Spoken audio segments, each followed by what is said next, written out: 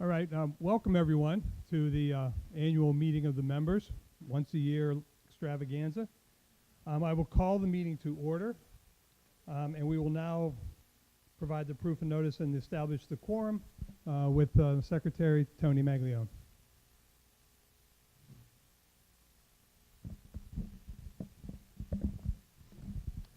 Mr. President, the proof of meeting notice affidavit is included in the handout that members received upon arrival, and a quorum has been achieved and certified through proxy voting with Vote Now.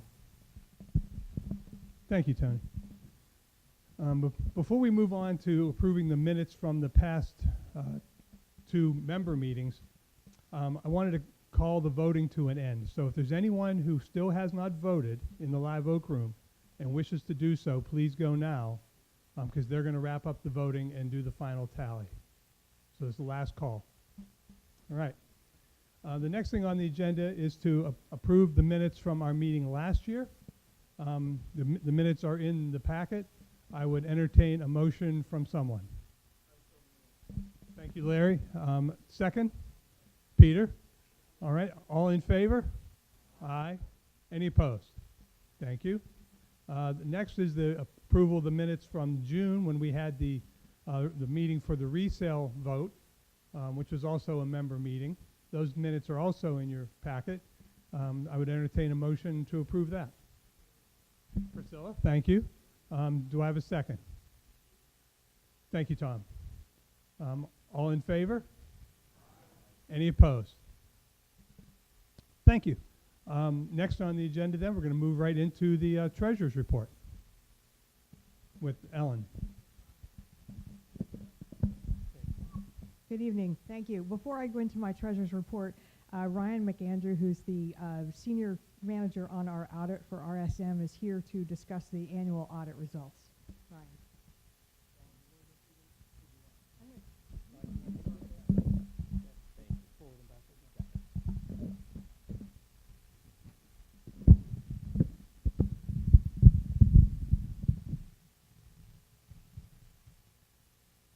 Good afternoon. Ellen, thank you.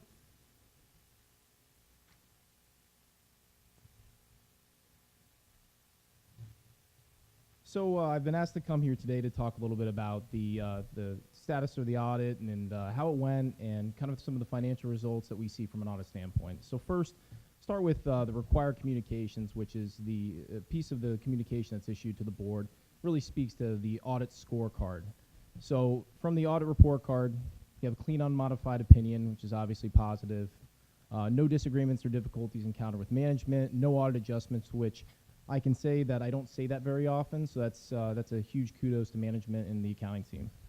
And obviously, no significant difficulties in performing the audit. So speaking to some of the financial highlights for the year, a lot of this is going to be balance sheet based, and we'll kind of move into the income statement thereafter. Just looking at the cash, there's a consistent positive cash flows from operations year over year, $828,000 in 2018, which is obviously why you see that uptick from 2017 to 2018 with regard to capital cash. And then taking into account the cash for reserves, property and equipment net, the facility improvements, if we kind of group them all together, you can kind of see that the club is reinvesting in its capital improvements. Obviously, you see a facility improvements of $417,000 for 2018. You see a little bit of a decrease in property and equipment. That has to do with depreciation. But then that's going to be funded by the capital assessments that are paid each year. So again, there's a reinvestment, maybe not to the full extent of depreciation, but at the same time, the club is obviously thinking about those the club assets and making sure that they're up to date and we're funding that depreciation. Looking at the bank debt, obviously you see a decrease from 16 to 17 to 18.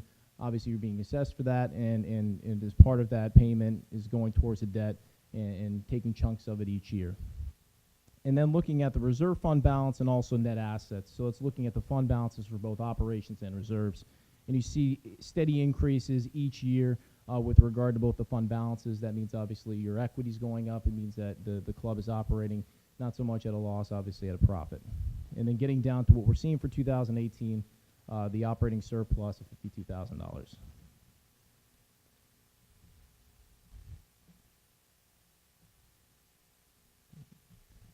Okay, so this is our first income statement graph, if you will, looking at the operating revenue, 2018 versus budget.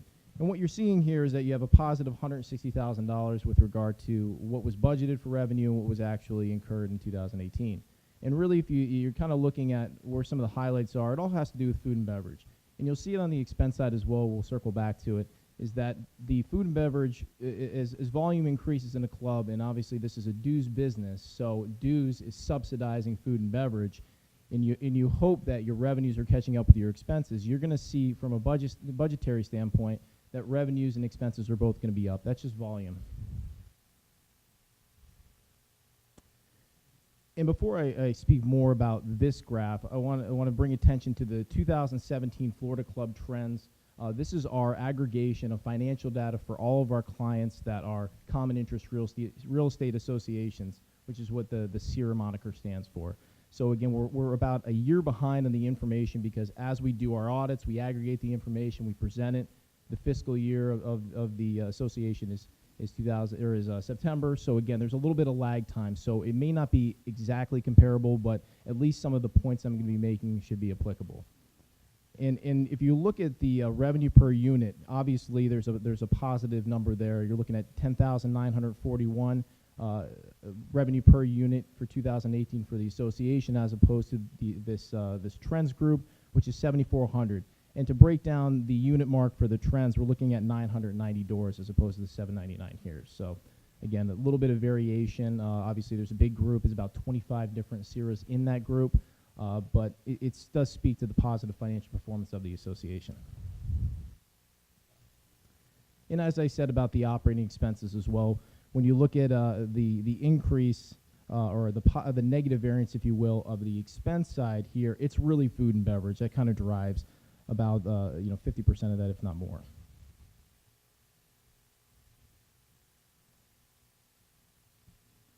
And finally, getting back to the operating expenses as it compares to the group here, and really revenue expenses net, they have a pretty similar result. So you can see that you're much higher on the revenue side as compared to the group, and you're much higher on the expense side as compared to the group.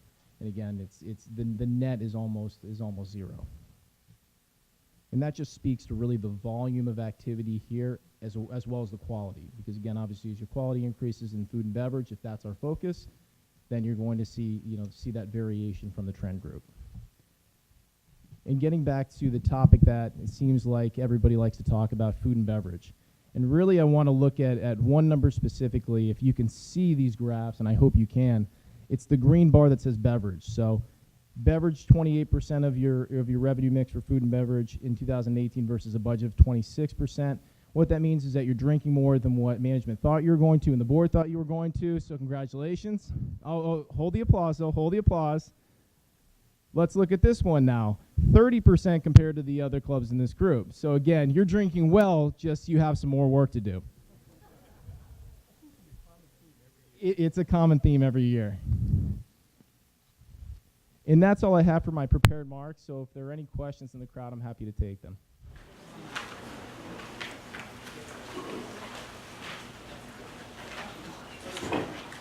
Thank you.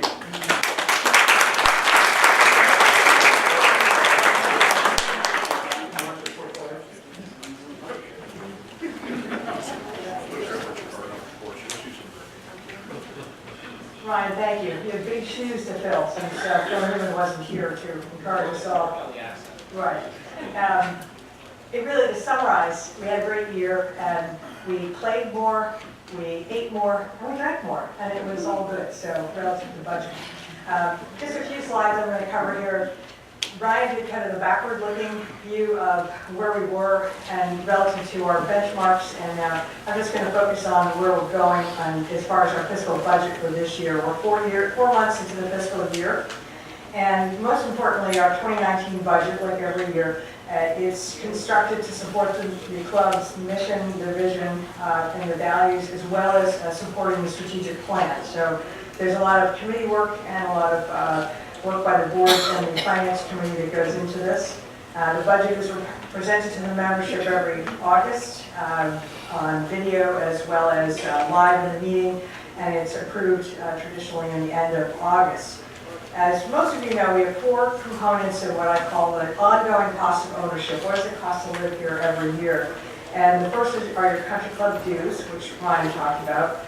It's about $4,700 a year. The master base assessment, which is about $1,500 a year. You might look at that every year and say, what is this? I have to remind myself. It's just the way our documents were written. It's the cost of maintaining the common areas. It's having the lawn mowed and the utilities and things like that. And we have a food and beverage service charge of $540. And lastly is the capital reserve charge, which runs about $1,060. And about a third, or a little more than a third of that is actually our leased equipment. Most of the stuff that falls under Mark's peer review that's taking care of the beautiful golf course out there. So, and the one other item that we have is our $885 club renovation fee. That is our loan for the clubhouse here, and that loan will mature in February 2023 when that will be paid off. So we can go to the next slide. What that brings me to is a total of $7,800 roughly and $885 for the cost of living here for this fiscal year. And the average annual cost of ownership increase for the total, your loans and your the rest of the dues charges, has run about 2.5% per year since 2009. So that's over the last 10 years. And the last thing I would just mention, we talked about the fixed assets. Our biggest fixed asset is, we're sitting in it right now, the clubhouse, or the golf course. Those are our hard assets that we care about and that we maintain. The next most important asset would be what I call the assets that go down the elevator every night, and that would be the management team and our employees that work so hard to provide the experience that we have here as members. So the last thing we have is, this is my favorite schedule, where's the money? Here's our money. So we have 3 different reserve accounts outside of our operating account, which is like a checking account. The master reserve goes to fund the existing assets as they depreciate, and the resale reserve goes to buy new items and equipment. And lastly, we have a small amount in our risk mitigation reserve. The one thing I would point out is that the big change this year, as you recall, when we approved the resale fee amendment last June, this contributed so far for the first 4 months of this fiscal year, this contributed almost $44,000 of cash into our resale reserve. So we're able to buy things like the tennis ball machine. There's something on the golf course, training vest. Where's Eric? K-Vest. K-Vest, okay, sorry. But all kinds of things like that that contribute to, again, to the member experience, whether it's golf or physical fitness or items that take place that are replaced in the kitchen. So that a year ago was only about $13,000. So it's a great thing that we passed that, and it can cost anybody money if you move within the campus. The last piece is the risk mitigation reserve. As you'll recall, we drew that down almost to zero to fund a portion of the hurricane expenses. We did have a small operating surplus at the end of September, and the board voted about $52,000 to move that into the risk mitigation reserve. So in summary, I would say that we have a solid financial foundation for sustained member satisfaction. And as your outgoing treasurer, I thank you for the experience, and that's all. Has anybody any questions?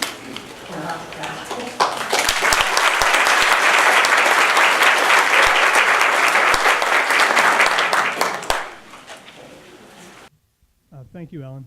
Going to move now into the President's report. This year, it's going to be an abbreviated report for a couple reasons. Normally, when the President gives a report, we talk about a couple different things. One is the accomplishments from the prior year. So, as I think we all realize, the things that get done here is a team effort between the work done at the committee level, which is where really the bulk of the work gets done in the association, then the board and the management level. So what I'm going to go through today is just a very high level summary of a few of those. On the handout that you have on the back of it, it lists all of the different accomplishments. These are all available online if you go to our website. So if you're really If you would like to see them, you could go see all the accomplishments of the committee, which is a much more detailed list. And it also has the goals for the coming year, so that you can see what the committee is going to focus on. So I'm going to go through a handful or so of the key accomplishments. We normally talk about member surveys and what the members feel over the past year, but we're in the middle of a major survey with a town hall meeting in April, so we're going to defer that. We're not going to talk at all about surveys. We'll wait and see what comes back from Synergy Solutions in a couple months. And the third thing that the president usually talks about is strategic planning, which is one of the main functions of any board. But what we did it this year is one of the main outcomes of the strategic planning committee was a peer community discussion. And that's the next agenda item where Larry Trowell is going to take us through the work that he showed us in January at our board meeting. And we thought so much of it, we said the members have to see this. So I'm not going to touch at all on strategic planning other than very high level, and let Larry give him a lot of time to go through that, because I think that's of really vital importance to the members. So for the accomplishments, what are they? The first one, no hurricanes. Number one. So we're way ahead of last year on that. The second one, which was already talked about, we updated the resale fee amount. This is a major accomplishment. Ellen touched on much of this. This is paid by buyers when they buy in here. We doubled the amount to what the competitive level is. We give a discount to the current members, and we use that to buy new amenities, some of the things that have already been said. That was a major, major accomplishment this past year. It took the work of a lot of people to make that happen. So I know I've thanked people 1,000 times for that, but I'm going to thank you again. The next, well, we've done some additional strategic planning, which I said is one of the core functions of any board. We now have a site facilities plan that we've adopted. So that is now in place. So ongoing, the board and management can make changes to that as the situation arises, as the trends in the industry change. That can be amended until we decide to do something about it. We are in the middle of a golf course renovation plan. Many of you hopefully were involved in the focus groups in January. About a month from now, at the end of March, the architect will come back and hold a town hall meeting and take you through his ideas for what we could do to the golf course when we do our next renovation in 4, 5, 6 years, whenever that is. And the last thing is the peer community analysis that Larry's going to go through next, which is really worth the price of admission today just for that. The next is we updated the landscaping policy. We've done two things there. We shifted the responsibility for the maintenance of trees in the common area from the neighborhoods to the master association. We learned a lesson in Irma about the damage that can be done to the trees, especially along the common area. So we shifted that to where the master association will now take care of that. And Mark started last summer by going through and he pruned all of the trees in the common area. But I just want to emphasize this is common areas. So if you have trees in your property, they are still your responsibility. This is just what's done in the common area. And then just in our January meeting, we incorporated Florida-friendly concept into our CSC landscape guidelines. So that's going to be rolling out more over the next year. But that is something that talks about landscaping that is more appropriate for our environment. The board put in place a new capital project voting policy where it requires a member vote on all projects that are over 20% of the dues plus the master base assessment.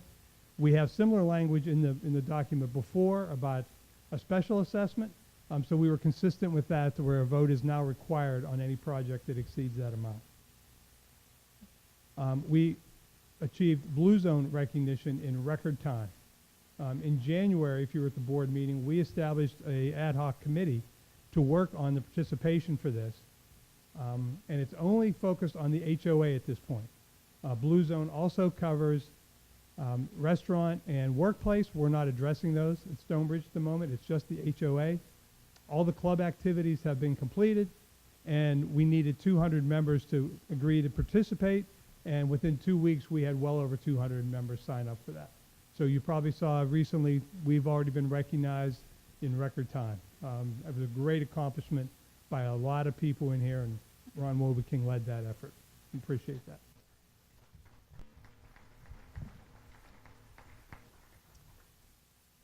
We made extensive changes to the food and beverage operations, and when you talk about the work being done at the committee level up through management, this is a great example of what the House and Member Services Committee does. You saw on some of the earlier charts how the volume in food and beverage keeps exceeding the budget that we put in place. So we added some additional H-2B visa employees this season to handle that volume, both in the kitchen and as servers. We added healthy choice designation to the menu, which you've now seen over the last month. We've always used locally sourced food, but we've never really publicized it much. So we've begun to publicize, the seed to table type stuff that the chef uses in his procurement process. Revised the New Year's Eve format this year to very good reviews. That was a great effort, again, through the committee level. It worked from the bottom up. The management relaunched the grill room concept and initiated a pub night on Saturday, which so far has been very heavily attended. We have nightly specials in the bistro. We have value specials in the grill room on Saturday and Sunday. And pizza is available every night this year in season, not just the weekends, which is what it was last year. So a whole new expansion of the food and beverage program coming into this season based on a lot of member feedback as it came into Tim and also up through the House and Member Services Committee. We've initiated some campus modernization projects, which you're going to see really pay off over the next couple months. There's a redesign of the Immokalee and the Airport Road entrances that is in process. That work is scheduled to be done this summer, depending upon how the designs come together. But it's going to really modernize both entrances. Originally, the plan was to replace the water feature at Immokalee. We are going to do that, but we're also going to put a very similar feature over at Airport so we have consistency on both sides and do a lot of other updates. The new signage, it'll be raised lettering, backlit. It's going to look very sharp. Thanks to Charlie, we got the replacement of all the clubhouse carpeting approved. That took quite a while to find some modern carpeting that everyone was happy with. But that was finally approved. The intent was to do that this fall when the club was closed. It took a little longer to get it approved because we weren't happy with the first samples. And to his credit, Charlie chose not to just settle. He deferred it to next summer or this summer to make sure that we got the right carpet in the right location. So that's coming this summer as well. And we've initiated the process of renewing our bulk services contract, which is currently under Comcast, which expires at the end of, I'm watching how the mouse is moving. That was pretty clever. I was trying to figure out who has the control there. It ends at the end of next year. So we're going through a number of vendors. But whatever we do, it's going to be with fiber optic, which if you have any knowledge of this, is going to improve the speeds to the homes dramatically. So you're going to see a big increase in if you have streaming on your TVs or any Wi-Fi that you do, that's going to improve dramatically. So that's a good one. And did I mention no hurricanes? Just get it in there again. So as I said, that's just a handful of the major things. If you really want to see a list of what was done, they're all on the website. You can go committee by committee and see all the work they've done. That's where the work of the community is done, and there's a ton of stuff that goes into that. And if you're interested, I would encourage you to look at that. Now, before I stop talking, I wanted to say some thank yous to folks. The first is to Carol, in case you don't know who Carol is, for her love, patience, and advice, and especially for letting me vent, which I did often. To the board members, you guys were very supportive and a lot of encouragement in a sometimes very difficult year. The level of cooperation and collaboration across the committees, this is my 5th year on the board, and I have never seen it at that level. I think that is outstanding, and I hope that continues. I think we were very productive based on that level of cooperation. Outstanding. I really want to thank you for that. The committee members, again, I cannot stress this enough. The 80 to 100 people who serve on committees This is where the bulk of the work gets done that eventually bubbles up to the board and to management. First, your willingness to volunteer. That is unbelievable. And the tireless effort that people put into monthly committee meetings and all the projects that have to get done in support of the management, the board, and the community. I cannot say enough about how happy I am with all the work that everyone has done.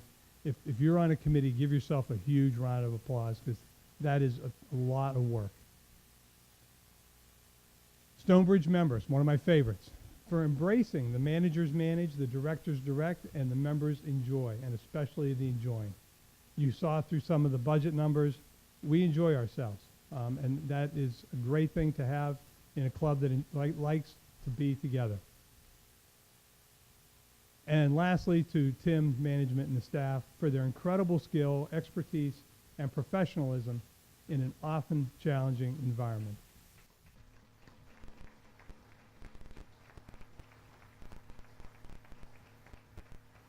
Now, I've told Tim this a number of times. It just amazes me how anyone would ever voluntarily go into the hospitality industry. It just blows my mind that you would do that, but they do it, and they do it well. So, thank you. So, thank you to everyone. Next on the agenda, then, we're going to move right into the peer community benchmarking with the chairman of the Strategic Planning Committee, Larry Trout.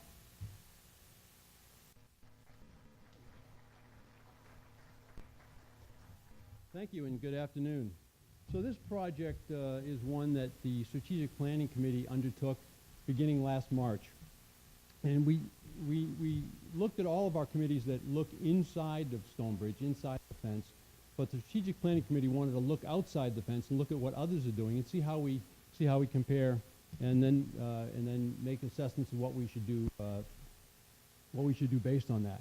So we did that report, did that study. We reported out to the board on January 25th, and Tim and Bob asked if I would give that presentation. So this is a streamlined presentation from the board, those of you who might have been there.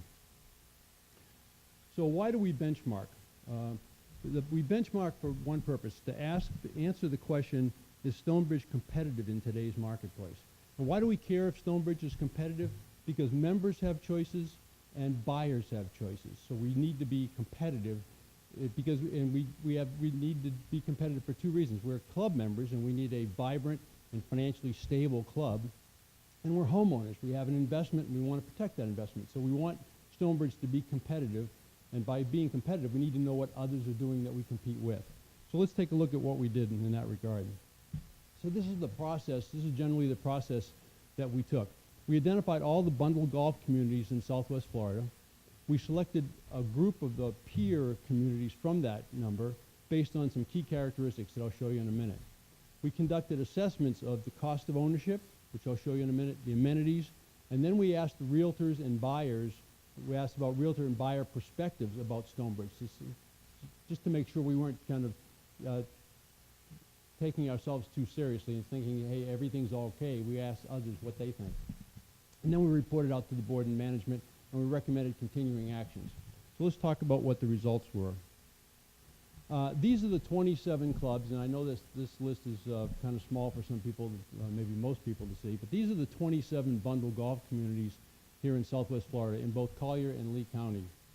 We started with that list, and I'll tell you that list was not easy to get. You can Google bundled golf communities, and every time you Google it and every URL you hit, you'll get a different list. But these we think are the key ones. And then we looked at all those communities by some key characteristics. For example, are they bundled golf? Are they 18 holes, 27, 36 holes? How many doors do they have? We looked at other areas. How many acres of property do they own? How many multifamily versus single-family homes are there? And then we tried to look at some real estate data, but that's very difficult. That's going to take some additional time. But we went through the 27 clubs, and these are the 9 clubs that we selected as our peers. And there's 10 listed there, the 9 plus Stonebridge. These are the clubs that we said are our peers for purpose of this benchmarking. And for those of you who can't read that, Cedar Hammock, Forest Glen, Highland Woods, Naples Heritage, Naples Lake, Spring Run, Stonebridge, Vanderbilt, Vasari, and Worthington. Now, all of those are clubs that are bundle golf, they have 18 holes, and they have plus or minus 799 doors. Now, the reason we took these as our peers is because there are other clubs that we compete with, and some of the realtors told us that. When people come to Stonebridge, we asked where else do they want to look. Well, they want to look at Esplanade, they want to look at Heritage Bay, so on and so forth. So these are not our only competitors, but these are the ones we wanted to benchmark ourselves against, because from a cost perspective and an amenity perspective, they have a lot of the same characteristics we do, the key characteristics that we do. So this is where we started. Okay, so then with this peer group, then next thing we did is we looked at the cost of ownership, and Ellen talked a bit about the cost of ownership earlier. The cost of ownership is driven by a number of subjective factors. There are similar characteristics: 18 holes, 799 doors, bundle golf, that sort of thing. But there are a lot of subjective factors. For example, the amenities, the maintenance levels, the reserve funds that Ellen talked about, and the competitiveness. How competitive does the community want to be? What do they desire? How do they want to have it? What kind of community do they want to have? So those are all sort of the subjective things that are very difficult to measure, and everybody wants to focus on the dollar numbers, but there's a lot more to it, and that's one of the key points of this presentation. There's a lot more to it than the dollar numbers, but those are very hard to kind of quantify.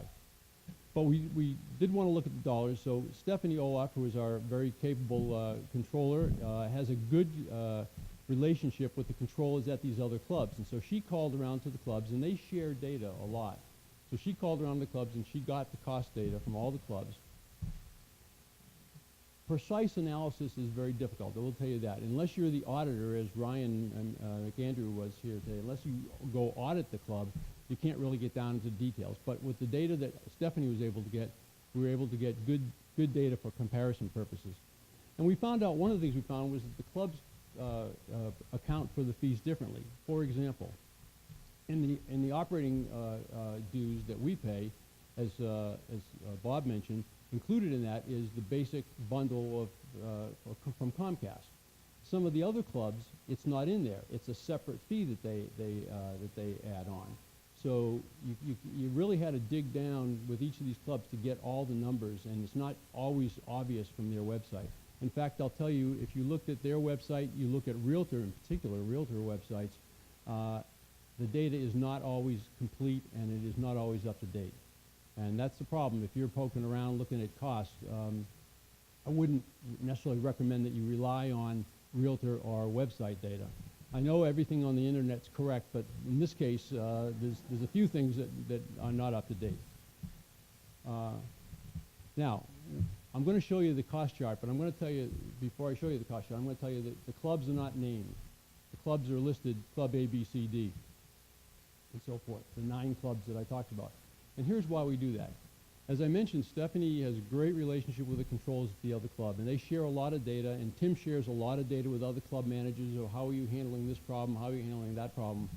And people, the clubs are, for the most part, very open about sharing their costs.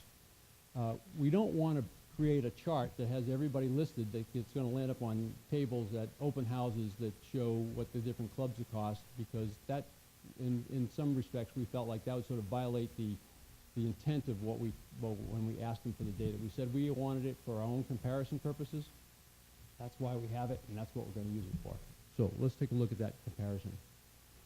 Okay, so I know these numbers are small, and I apologize to the folks in the back of the room, and I'll try to talk you through this. First thing, and I'm going to give you a couple of caveats here. The first one is, and one of the complexities in comparing costs is fiscal year.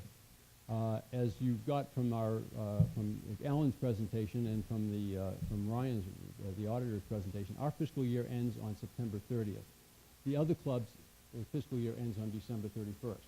So when you call and ask for cost data, you gotta know which fiscal year you're in. And if you call in October, November, you're going to get one fiscal year from one club and a different fiscal year from the other club. So that's a complexity that we've accounted for in here. This is all fiscal year 19 data. Secondly, we have not included any neighborhood costs in this. Every community has neighborhoods, just like we have 10 neighborhoods. Every community, one of these communities has neighborhoods, and they all have fees associated with those neighborhoods. We did not account for any of that here. This is just master club dues and master club costs. Third, the column that you see that's called operating dues and fees, if you looked at this with your club bill, that would equal your annual dues plus your master base assessment. That number, that 6254 for Stonebridge, that is the combination of those two on your club bill.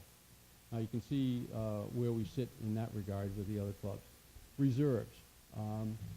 Ellen talked about reserves and Ryan talked about reserves today. Reserves, we run, I think, in my opinion, we're very conservative financially in this respect.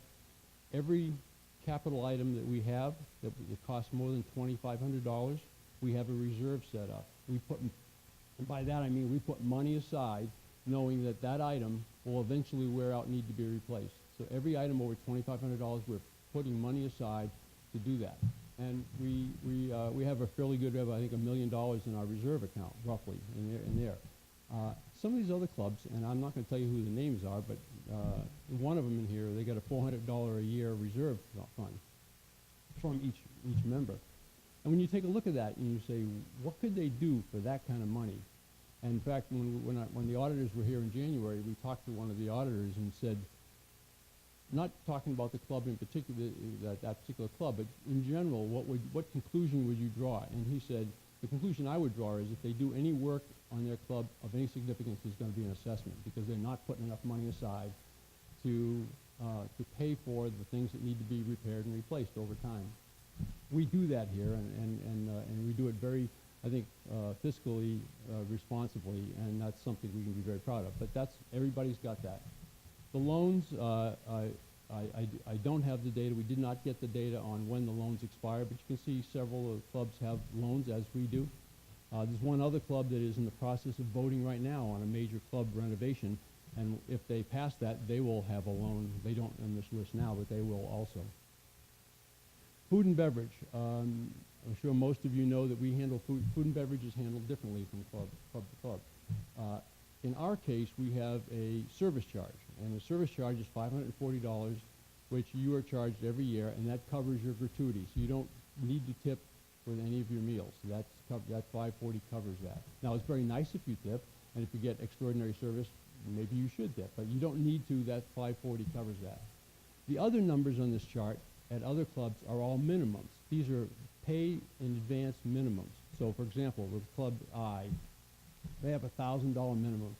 So that means that you pay $1,000 up front and you eat that $1,000, eat into that $1,000 over the year. Plus, every meal you eat there, you get charged a 15 to 20% gratuity on top of that. Now, that's different than what we do, and it's kind of an apples and apples in the sense that you add that up. That's a cost associated with being a member at that club, whether it's a minimum or a service charge. But the minimum doesn't reflect the gratuities that you're paying. The next column is called CDD, and CDD is a community development district. And a community development district is something that is formed under state law, and it allows a developer to create a legal entity that, when the developer is developing a new property, they create a legal entity and they float bonds. That entity floats bonds, and that bond is attached to each property. Now, the number we showed here, one of these clubs, Club G, for example, we said that their CDD fee is $1,209. That is for the smallest property on that particular club. As the lot size gets bigger, the fees get bigger. Now, what that means is that you're going to pay a bond fee. You're going to pay a fee to pay off this bond that's associated with each property, and that bond will be paid off over 20 to 30 years. And during that 20 to 30 years, they can also increase that bond for maintenance of that infrastructure.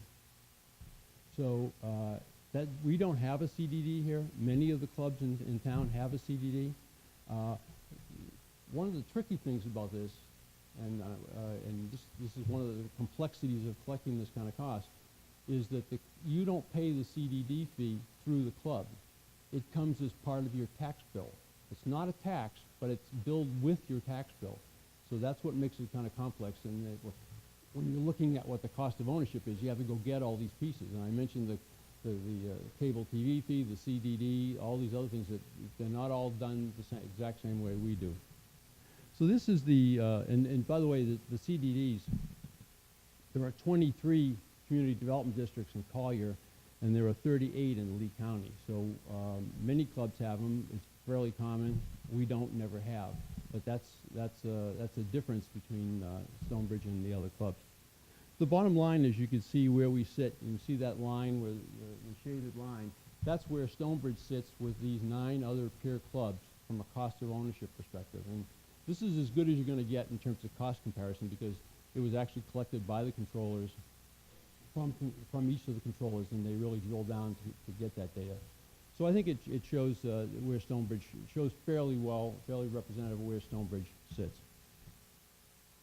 Okay, let's talk about the amenities. The amenities themselves offer another complexity, and that is because they're very subjective judgments required on the quality. It's one thing to offer a dining venue, it's another thing to have a quality dining venue, or the service levels of those amenities that are offered, including things like entertainment, social activities, and member engagement. One of the clubs I went to visit, I pulled up to the gate, and there's a TV there's a TV screen on there. I announced myself, and they said, "Who are you here to see?" And I told them, and they said, "Okay, I'll let you in the gate." And this is all being done over the phone, over the speaker system. And I said, "Oh, by the way, where's the club? I'm meeting this person at the club, and I don't know where the club is." And the person told me, "I don't know. I'm not here. I don't know where the club is." So I said, "Oh, surely they have a guard at the back gate who could tell me." So when I left, I went out the other gate. Same thing. They got a little security camera there and a speaker, and that's, they're probably in Iowa someplace. And but my reason for bringing that up is that is a choice. That is a choice of service level that one of these clubs has chosen, and that's a valid choice. I don't think it's a good choice, but it's a valid choice to make those sort of things. And those are the kind of things that are very difficult to measure. How do you say, well, we have a security force that we think very highly of. They have a TV screen and a speaker. How do you consider those? So it's these amenities are important to member satisfaction, but they also drive costs. The more amenities, the more cost that comes with that. This is something that we've done, and we've done a little bit of, but we need to continue to do that. And one of the things we recommended for the committees next year is for the committees to make visits to these peer clubs and some other clubs like Esplanade and Heritage Bay and others to see what those clubs are offering, not because we need to copy them by any stretch of the imagination, but we want to go and see what they're doing so we know what the competition's doing. We want to see what we can adopt or what we can adapt for us and improve what we do here. But we need to get outside the fence and see what others are doing.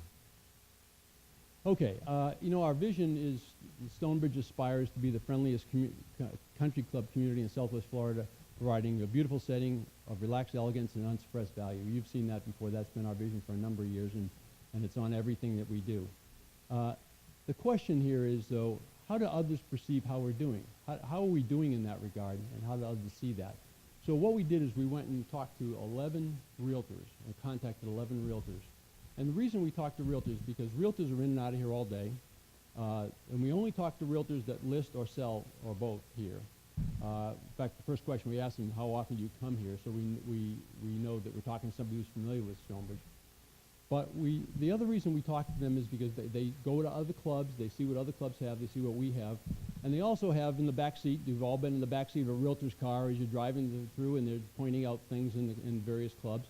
And we wanted to know, what do the buyers think when the buyers come into the Stonebridge? When they come in the front gate or the side gate, what are they saying about Stonebridge? And so that's why we asked this question. So let's take a look at what we heard. The first are the realtor impressions of Stonebridge, and these are comments that were picked right off of the sheets that we worked with the realtors. Number one thing, beach proximity, best location, great location, golf course and clubhouse are beautiful. Landscaping is lush and mature, always impresses buyers. The gatehouses are adequate but not impressive. And you heard that we have a project to renovate the gates this summer, so we'll take care of that. Pool area is worn and it's remote from the food, and they're talking about some of the clubs have a little tiki bar that's associated with the pool. That was one of the comments. Common areas are okay, some are better than others. Exteriors are well maintained but dated, and that but dated is something you're going to hear a lot of in these comments. With respect to the community, has a small neighborhood feel. The board does an exceptional work.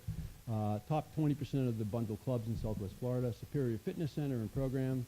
And one of the realtors said your competition is Vanderbilt, Heritage Bay, Esplanade, and south of Naples, even if they're not bundled. So even though we're comparing ourselves to the bundle clubs that are the same size of us, we compete with others even if they're not bundled, because not everybody feels the need to be in the bundle community. When it comes to value, what the realtor said is competitive pricing, outstanding clubhouse, great golf experience, has sufficient amenities to compete, good values, fees are too high, fees are okay. Until more owners update interiors, the prices will not increase. Every time a unit sells, the price impacts future listings of other homes.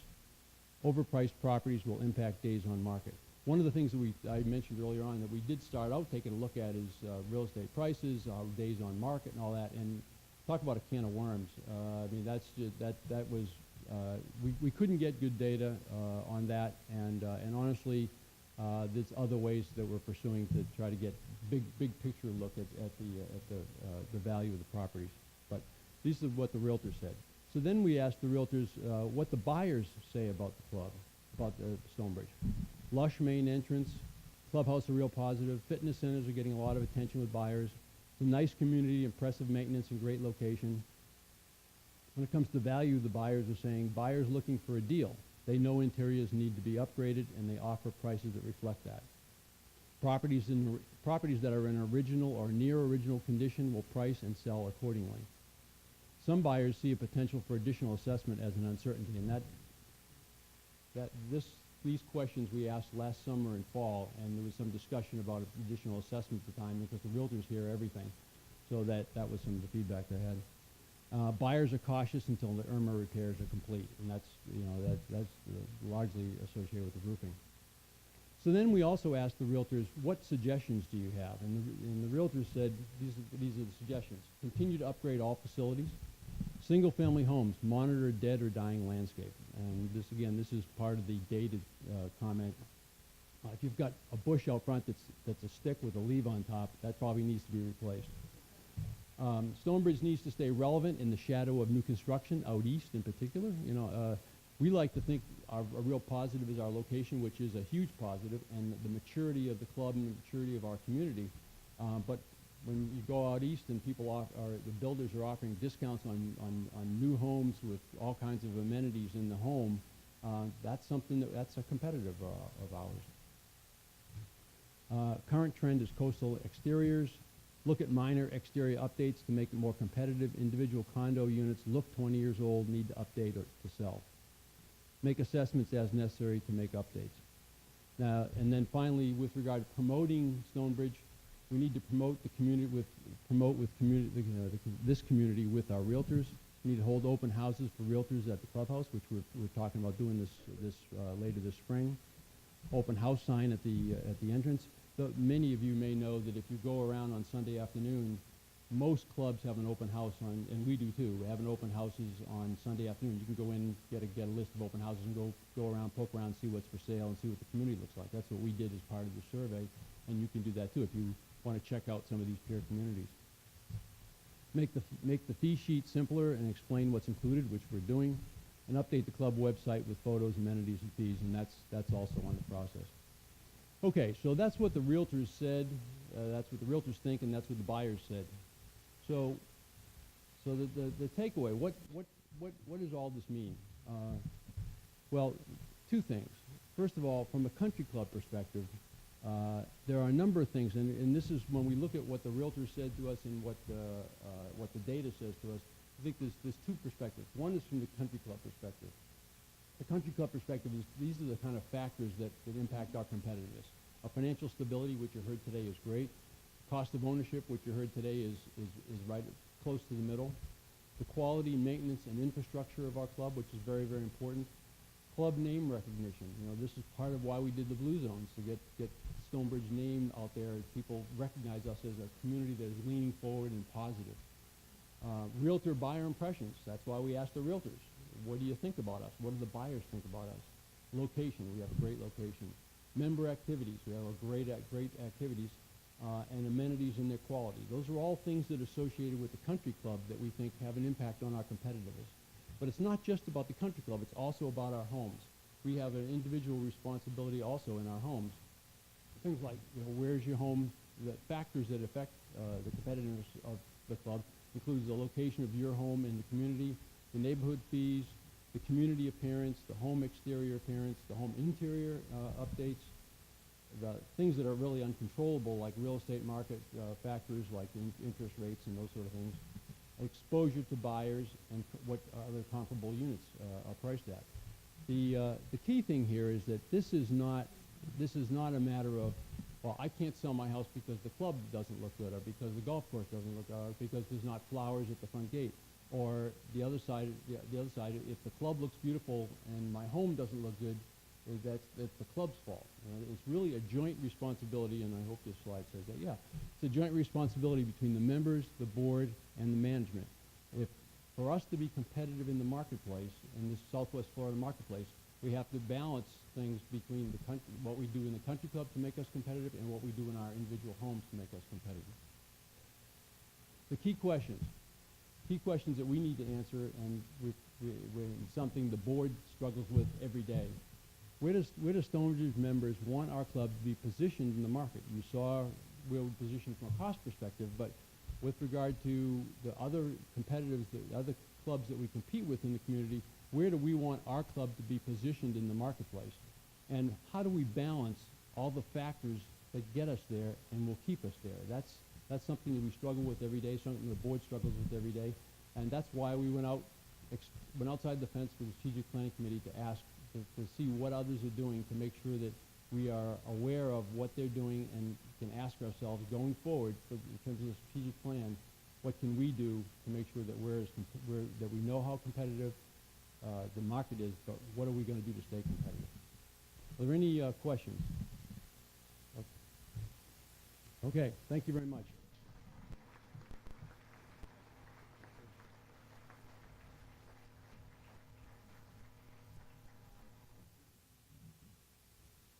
Okay, so the next thing on the agenda is for member questions and comments, but before we get there, two quick items. One, the presentation Larry just went through is on the web page on the home site. So if you want to go on there, the whole presentation is there. You can see all the data, and you can dig down into it. So it's available for everyone. The second comment is I failed the first test that Tim told me I was going to fail. I forgot to mention when I was going through my part about the survey that I mentioned is currently going on. There's 2 days left. So if you haven't done the survey, I encourage you to do that. There is still the grand prize of a $250 statement credit to be pulled on Saturday. The survey ends at midnight on Friday. So Friday, 2 days from now, is the last day. So if you haven't done it yet, please do it. You have a chance to win a $250 statement credit. And Tim and I had a bet that I wouldn't forget that, and I did. So, oh well. No, it comes out. Sorry, Carol. Okay, so now it's member questions and comments. If you have anything, please line up at the microphone and feel free to raise a question. State your name and your community, and then let us know. Susan Mulligan, Middleburg. 2 questions. Whose domain is it to do the redesign for the entrances? Whose responsibility was that? Well, Mark is working on that, but he's working with it under the grounds facilities committee. So they are working with Mark on that, and he's brought in an architect to help him design that. Okay. And the second question is, have you given any consideration to keeping the bistro open during the summer? Tim?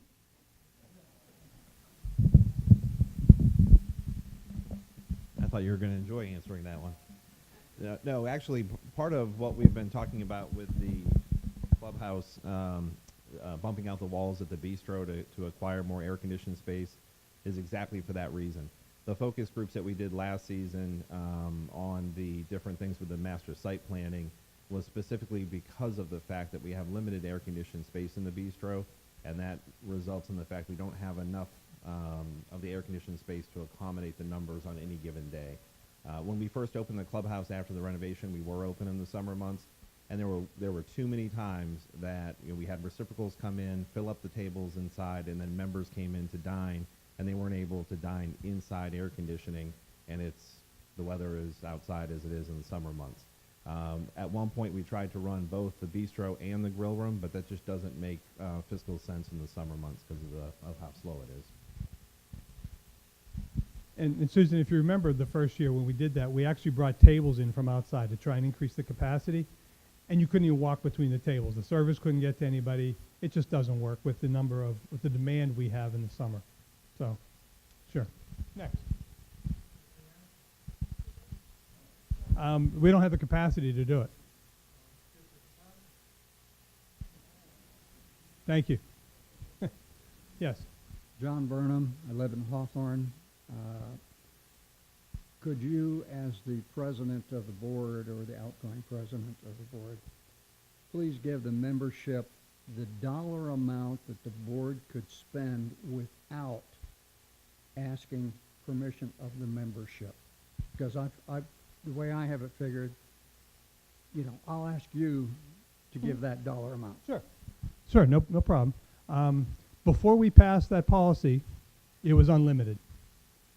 Once we put that policy in place, it is now limited that anything over about $1.3 million in aggregate has to go to a member vote. But remember, before that was put in place, it was unlimited. Regardless of that, is the fact you're telling us this year it's $1.3 million. Correct. As the base, Yep. everything goes up, it'd be $1.4 million, $1.5 million, That is true. whatever it might be. That is true. And you can do it each and every year without any membership input. Anything is theoretically possible, sure. Theoretically, but you've already approved, subject to the county, spending at least part of that for the next year or a year and a half from now, once you get county permission. No, all we've done with the county is the site development plan amendment to get their feedback on the projects. We haven't approved spending a nickel on any of the projects. So that is not true. It's not true, but you have approved the plan of the strategic planning, if it is approved. We have a plan in place, but we have not approved doing anything with the plan. That is correct. But you could do it without any membership input if you wanted to. Yeah, I think I just said that, yes. Okay. Next. I'm not sure of the time frame, but it's 8-10 years ago, a question was asked about the plants around the sidewalk and maintenance of the area adjacent to the sidewalk. And it was said that they were working on a plan, and it was going to be tied into Naples, was giving a plan on keeping the plants away from the sidewalk where you have access to walk along the sidewalk. And as of yet, I haven't seen that plan. It's been, as I say, 10 years. And our sidewalks still, at times, are more than half overgrown with plants. Now, we've put into control what plants we can put on. Right. Are we going to do any more in keeping the debris off the sidewalk and the plants trimmed away from the side of the sidewalks? And I will definitely give this to Tim, because I had not heard this. Well, I've been here for 21 years. I don't recall a plan 8-10 years ago, but that's not to say it shouldn't be done on an ongoing basis. I mean, that doesn't require a plan to make sure the sidewalks are free. I mean, that's something that should be occurring, and Mark can follow up with the landscapers that take care of those areas, because there are different landscape companies, obviously, within the different neighborhoods that take care of those. So Mark can certainly address that concern. Well, the time frame was Susie Ryder was on the board with another lady that was a neighbor to her, and it was addressed at that time when the question was asked. And as I say, walking around, which I do every day, at times over half the sidewalk is covered with plants or debris. We'll certainly address that with the landscape companies that take care of that area. Thank you. Yes, sir. Good afternoon. My name is Peter Carando, and I'm a resident over at Carrington. Just a couple of questions, if I may. My wife and I have oftentimes enjoyed the food, quality of the food, and the beverages, of course. And am I to understand that our food and beverage segment runs at a loss? Oh, absolutely. Every food and beverage in every country club has a loss. Understood. Absolutely. Understood. I don't like losses. Okay. Are you happy as an organization to have your food and beverage run at a loss? Or is there some activity within the committee to try to bring that closer to a break even? Well, every time we go through the budget every year, we look very closely at where what we call a subsidy or a loss, compares to other peer clubs. We expect it will run at a loss. We want to minimize the loss as much as we can, but what we're really about is not so much the dollars and cents, it's about the member experience. So what we're more interested, we measure ourselves more on what the member experience is, and if that requires a subsidy, then so be it, that's what the dues are for. But we try to minimize that every time we go through the budget process. Okay. May I ask another question? Absolutely. Your meeting. The capital expenditures, do you have a list of capital expenditures that you intend to do for the next 12 months? It's kind of a tag-along question to what the first gentleman asked you. Do you have a list prepared for that, and do you share that with the members prior to doing these things? Yeah, in the budget meeting, which we do every August, I believe, before the board approves a budget, there is a list in there of capital projects in two categories. One is the things that we think we need to replace over the next 12 months that's paid for out of our master reserves, and a second list of the new things we think we're going to buy over the next 12 months that's paid for out of the resale reserve. That's part of the budget package. When the budget is then approved, the purchase of those assets no longer needs approval by the board. If there's something that's not on that list that comes up in the middle of the year that we now find we need to do this, then that's something that has to be handled through the committee, and then the board has to approve that in an authorized board meeting. But yes, there's a list that's done in the budget meeting every year. And is that available to members through the website, or you do a mailing of what's coming? Well, there's a package that's given out at the budget meeting, and it's put on the website as part of the budget presentation, and it's included in there. Because sometimes folks aren't here in August to get that. Okay. And you also, in doing so, supplying that information, the members will also know whether it impacts their assessments. Yes, and the things that are done in the budget, there is no impact to it. There's no assessment. It's part of what's in the reserve payment. Oh, I see. So we have a schedule that goes out 25 years of every asset we need to replace over the next 25 years, what we think it's going to cost, and then Stephanie has built a model that says if we collect this much this year and a little bit next year and then the following year, we'll be able to replace all these assets when they come due. So what's in the budget process is the list of those assets we think for the next 12 months, and the money is in the capital reserve that we collect in October to fund that. Okay, thank you. Sure. Last question. Are bylaws for Stonebridge published anywhere? If I'd like to see Yes. bylaws of the organization? If you go on, it's in a couple places. If you still have a black book, there's a hard copy in there, although it may be outdated.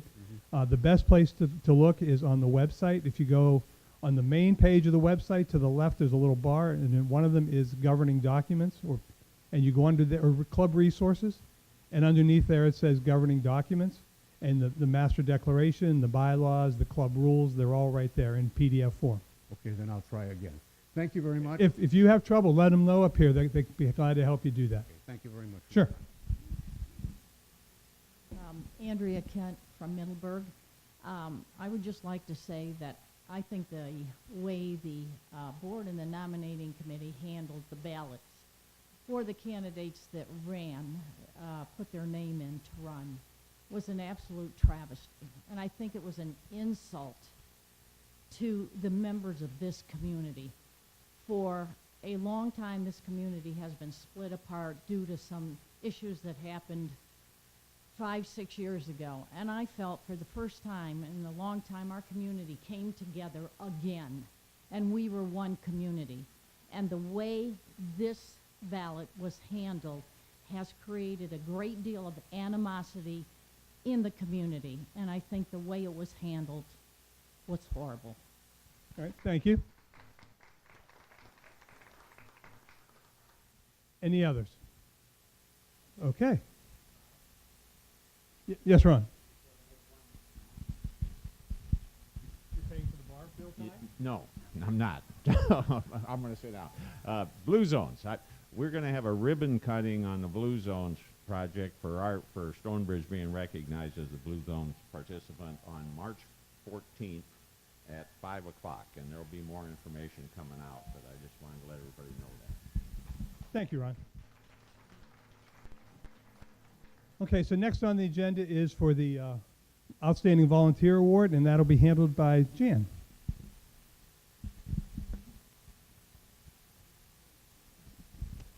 The Thomas L. Brooks Volunteer of the Year Award was established in 2005 and has been presented each year at the annual member meeting in recognition of a member's dedicated service, outstanding work, and support of the Stonebridge Country Club community.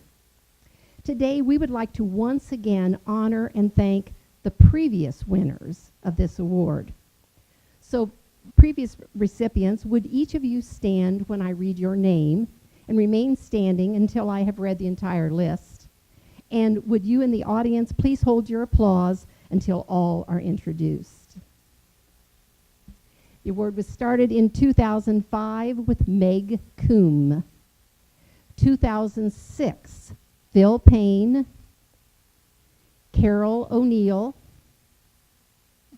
Carol here? Yeah, she's standing. Okay. Barbara Gaffney. In 2007, Bill Whirling. In 2008, Tom Round and Rosalie Jablonski. In 2009, Ron Howard and Chris Kohler-Tillman. In 2010, Dick Lyden. In 2011, Fran McQuaid. She's in the back, okay. In 2012, Rose Murphy. 2013, Ed Wiseman. 2014, Lynn Wishart. Okay, he hasn't come in yet from the other room. Okay. In 2015, they gave it to everyone involved in the clubhouse renovation project. So maybe hold up your hand if you're one of those that's involved with that. 2016, Dana Vanoy. 2017, Peter Fleming. 2018, Hal Hills. There. And now let's give a round of applause to these winners.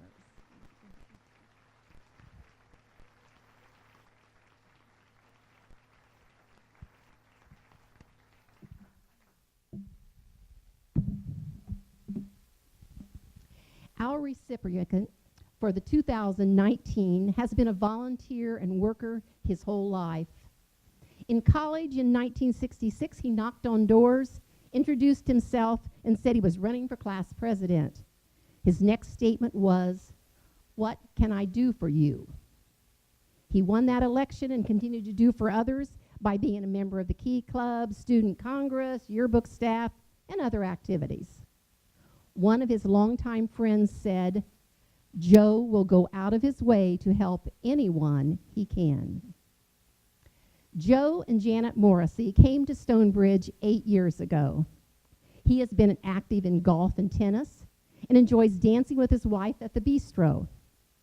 He has served on Stonebridge committees, including finance and golf.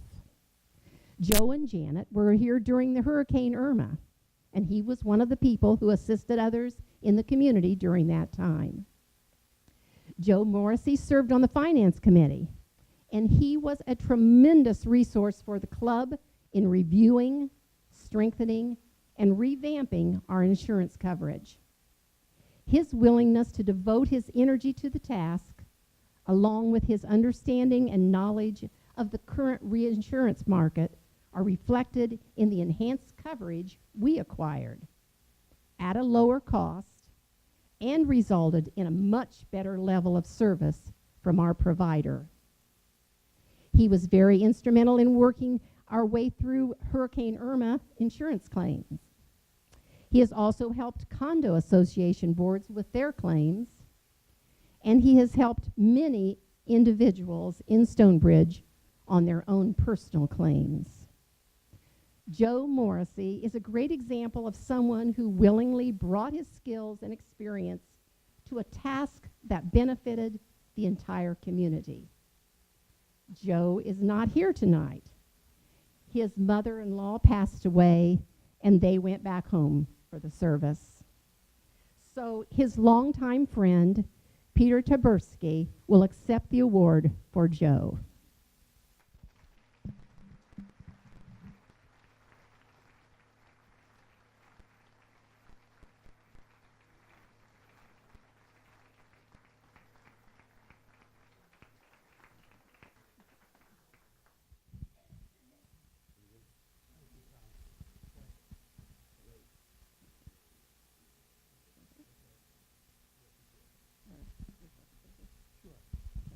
Since I'm just a placeholder here, two things.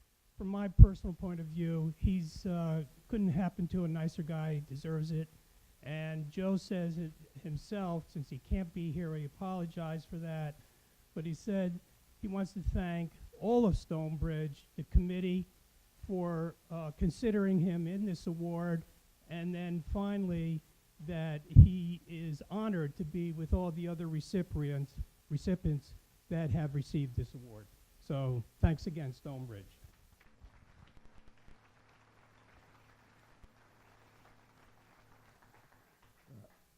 Although my name is on the award, I really represent all of the members of the board of directors now and in the past, and we really want to congratulate Joe for receiving this award, because he did outstanding work and saved our club and the people much money and everything else with the work he did. And this is a wonderful, wonderful time to congratulate Joe for this work he did.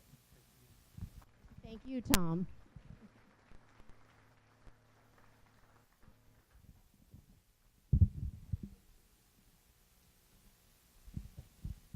Thank you, Jan. Next on the agenda is recognition of the retiring board members by Carolyn.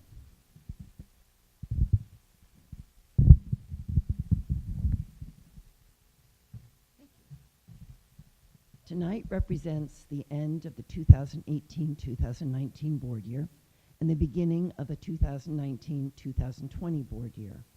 And in a very few minutes, we're going to be congratulating 3 new directors, bringing them onto the board, and we are going to be saying goodbye to 3 retiring directors. As is our tradition here at Stonebridge, we give a memento to our retiring board members, and I'm going to call it the Stonebridge clock. This clock is specifically engraved with a person's name and period of service. We hope that it's used to let you know when to get to the golf course or to the bridge table or to happy hour. And we hope you're not going to use it soon to tell you when to get to the next meeting. I think you can take a little break from that issue. So, first I would like to ask Jan Fern to come up.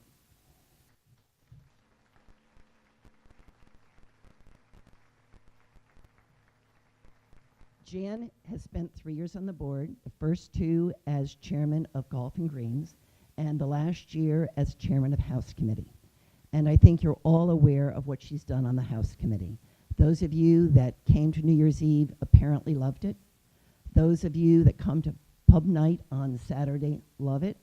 And those of you that are concerned about calories and food and healthy eating, you love what she's done as well. We look at the menu and we see the little heart signs, and we know that we're becoming much more modern. So thank you, Jan. Thank you for everything. I know we'll be seeing you at the bistro. I know we'll be seeing you in the grill room, always with your great smile. Okay, thank you.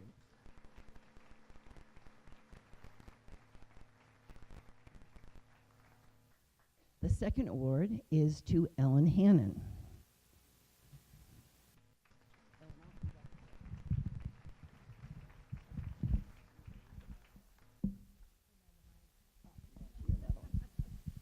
Ellen has spent the last 3 years making us fiscally sound, and you heard sounder. Okay, we're sounder. Okay. I wasn't picking on anybody else, Ellen. In the last 2 years, she has served as board treasurer. We all may have a lot of opinions about what is important to make Stonebridge a great club. But I think we will all agree that on the very top tier is that it remain a fiscally sound club. And if that doesn't happen, all the rest of our arguing and disagreeing doesn't make any difference. So thank you to Ellen. Thank you to everything she's done with the auditors, everything she's done with Stephanie, creating new systems, and we're going to miss you.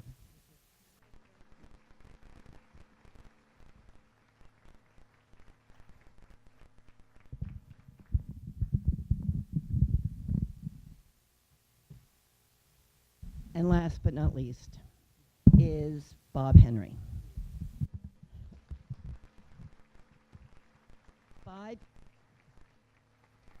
5 years ago, Bob got on the board believing that he was going to be on the board for 3 years.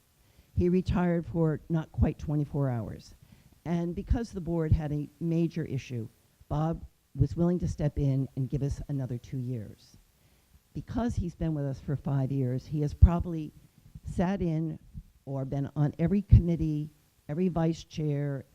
He's been on it all, and he probably knows more about this community than anyone other than Tim Jones. And Bill Whirling. And Bill Whirling, that's absolutely true.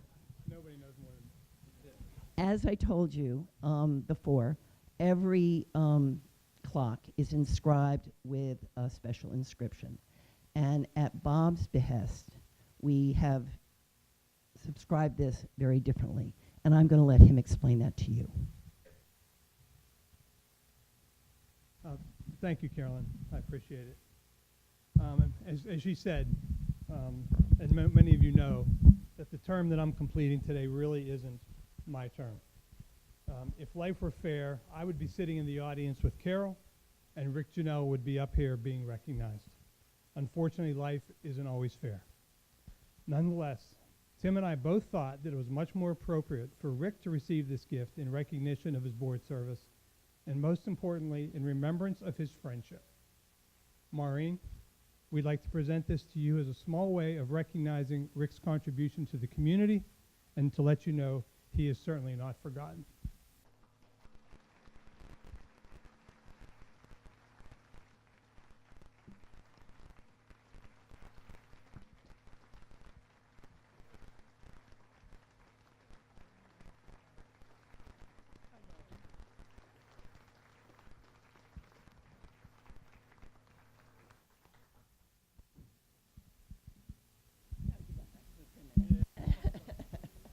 I thought you did. We can't let Bob go without anything. So we understand that he is a red wine drinker. And Bob, while you're sitting on your lanai, thinking about your wonderful 5 years and planning your next 10, doing something entirely different, we hope that while it lasts, you will enjoy it. Thank you. Thank you, Carolyn. It will not last long. This may not last past 7 o'clock tonight. Okay. So the final thing on the agenda, before we decide to go do something else, is to announce the election results for the new board members. First, I'd like to take this opportunity to thank everyone who took the time to vote in the board election. we had a record turnout this year.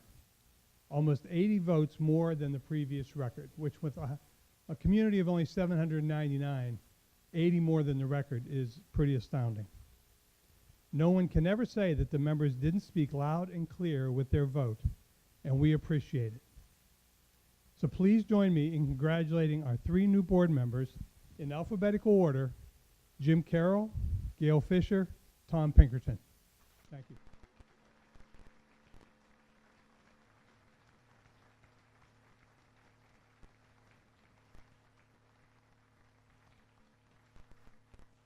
And before I entertain a motion to adjourn, I just wanted to let you know that given the logistics up here, the bar is over there. But to get there, you have to go out through the terrace, or else you cut through the kitchen, and the chef probably wouldn't like that.